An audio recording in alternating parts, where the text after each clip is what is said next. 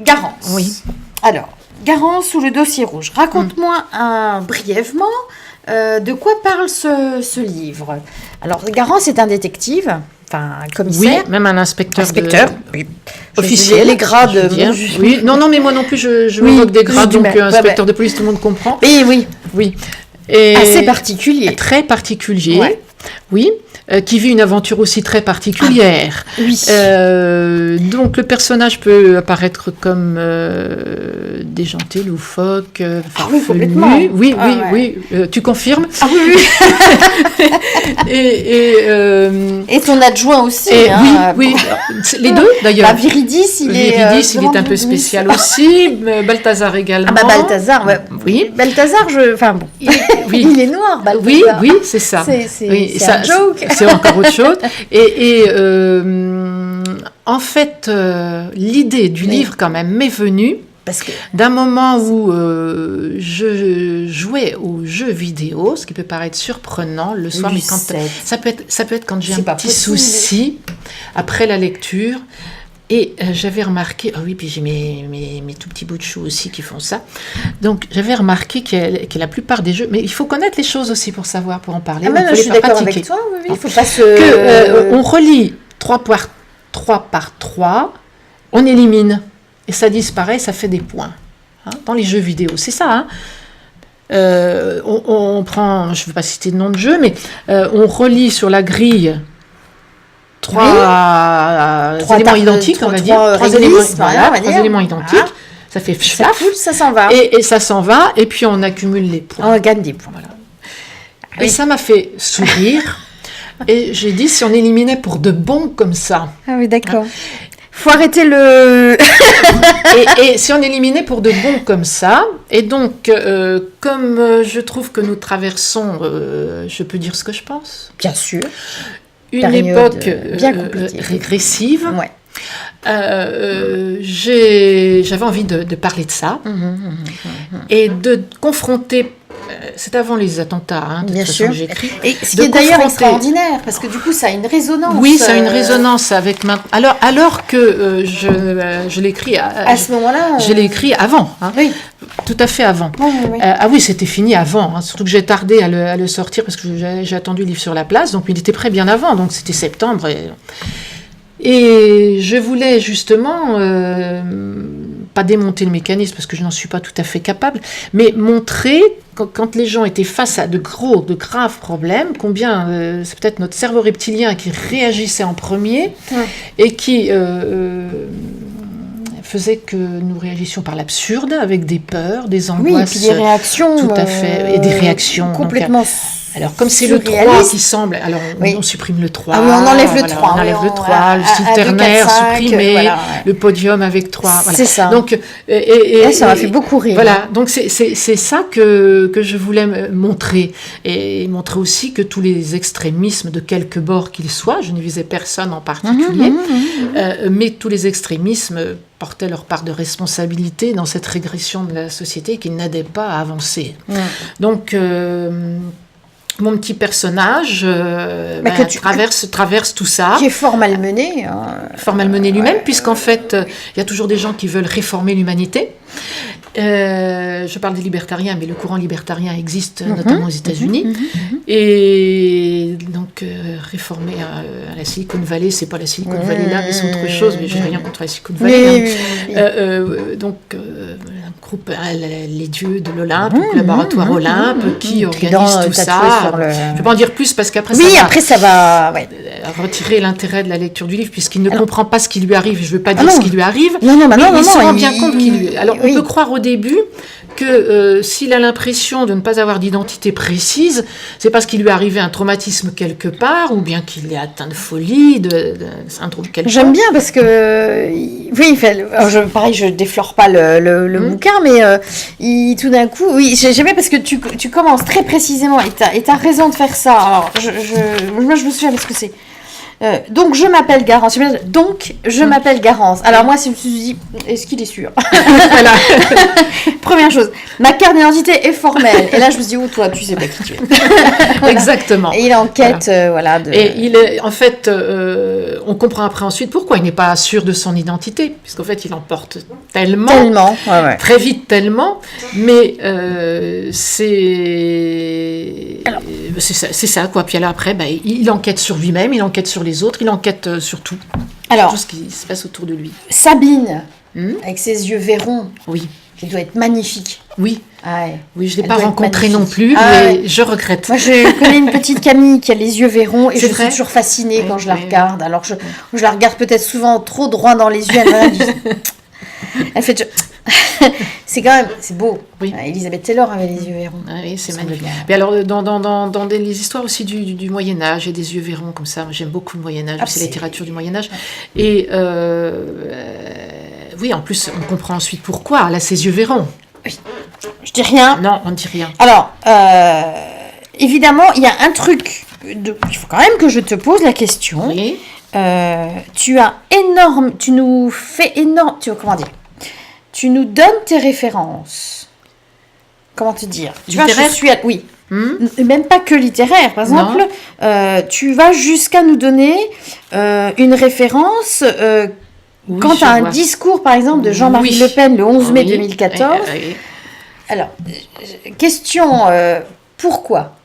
Parce que, d'abord, quand je cite, je ne cache pas d'où vient ma source. D'accord. Ensuite, quand c'est une volonté. Oui, c'est une volonté. Je le fais systématiquement dans les autres livres aussi. Parce que c'est la première fois que je vois ça. Oui, ah bon. Alors donc, il a dit ça, et puis en plus, ça va dans le sens de mon... Bah oui, ce que je veux dire. Bon, hein, voilà ce que cette personne a écrit. D'accord. Remis dans ce contexte-là, j'assume totalement. Et parce qu'il y a énormément, il y a Hugo, il y a la princesse de Clèves évidemment. Oui. J'ai vraiment une volonté de dire voilà, ça je ne l'ai pas écrit. Non. Je le sors. Non, je suis honnête de toute façon par honnêteté intellectuelle, ne serait-ce que ça. Et puis alors quand je partage pas le propos, je vais pas dire qu'il est mien. Et bah oui. Bah non. Et puis même ça me fait plaisir de dire de qui il est. D'accord, ouais. Et alors, la princesse de Clèves, on sent bien que tu l'as étudié, lu. Oui, j'ai même fait à la Sorbonne un exposé là-dessus. Donc j'aime beaucoup la princesse de Clèves. Ouais.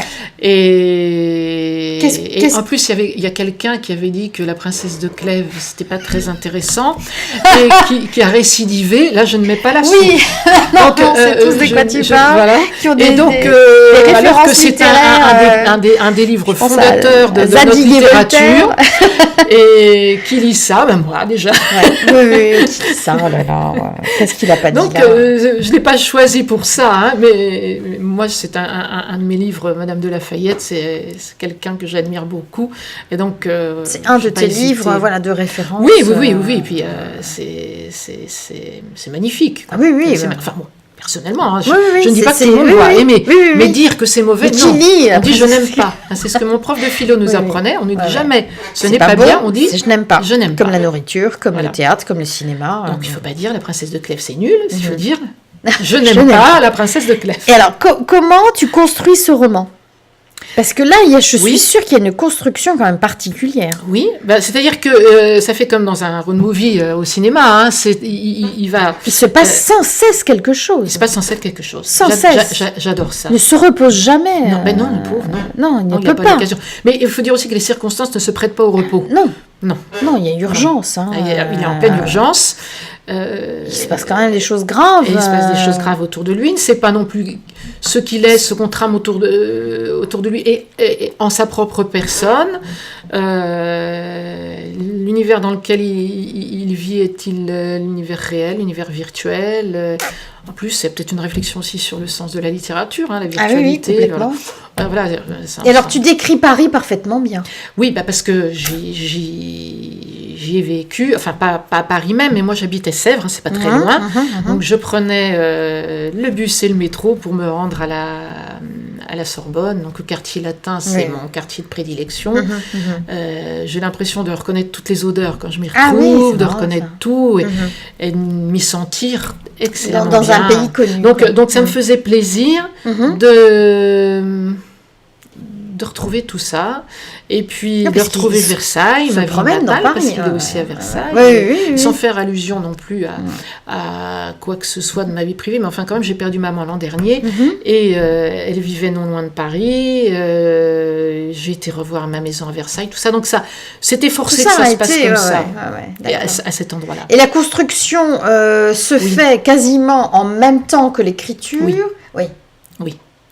Oui. Quand tu commences, tu sais où tu vas. Pas forcément. Pas forcément, mais alors, ce que j'explique toujours... Tu m'aurais dit, dis donc. Oui. Oui, pourquoi ? Ça t'aurait étonné ? Oui. Parce que, en fait, je partage l'inquiétude du personnage. Exactement. Parce que j'imaginais, je voyais le plan de Paris, je voyais des espèces de directions comme ça, enfin le plan de Paris, comme le plan d'une ville. Mais j'étais toujours avec mon plan de Paris quand même. Non, mais tu vois, j'imaginais, ça peut se passer dans n'importe quelle grande ville, où on voit une espèce, donc il y aurait cette espèce de ligne rouge que prendrait Garance, et qui serait sans cesse en train de revenir, de changer de direction de façon impromptue. Je savais où j'allais.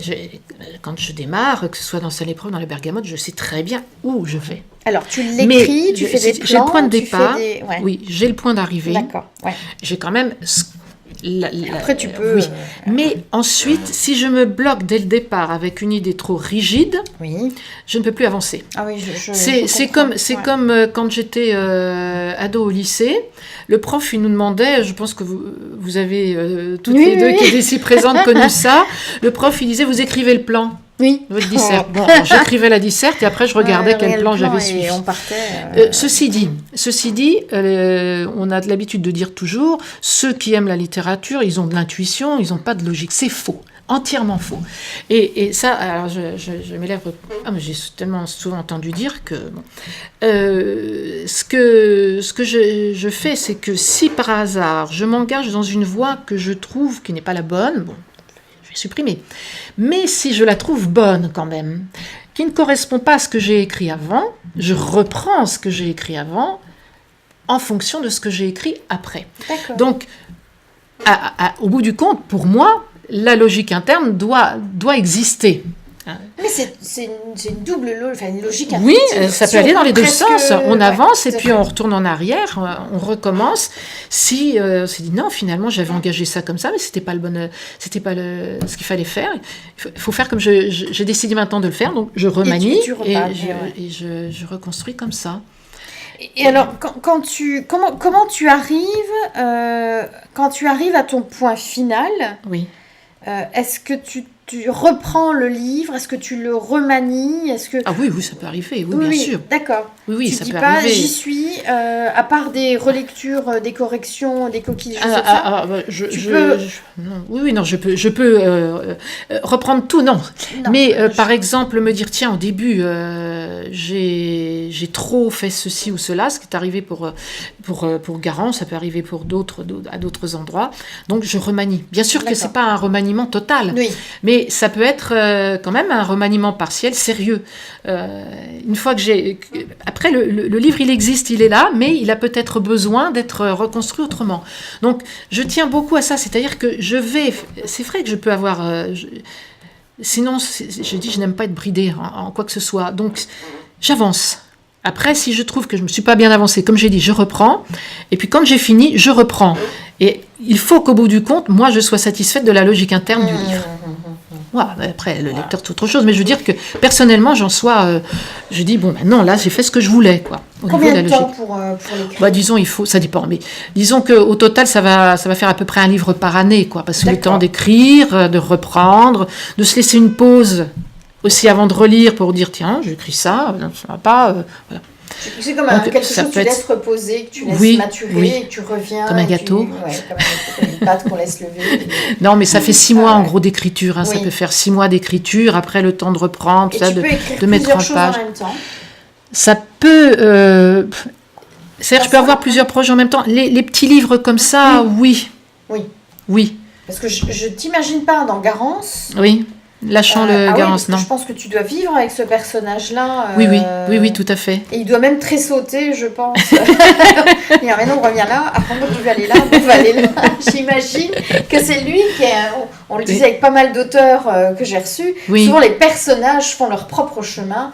Et font leur propre angle à 90 degrés et qu'on est obligé de les suivre parce que ça en fait, on les lâche pas quand même non plus, hein, parce que c'est... Donc, je veux dire que c'est nous qui avons l'impression qu'ils nous conduisent, mais c'est parce que nous l'avons voulu. C'est ça que je vais dire. Hein.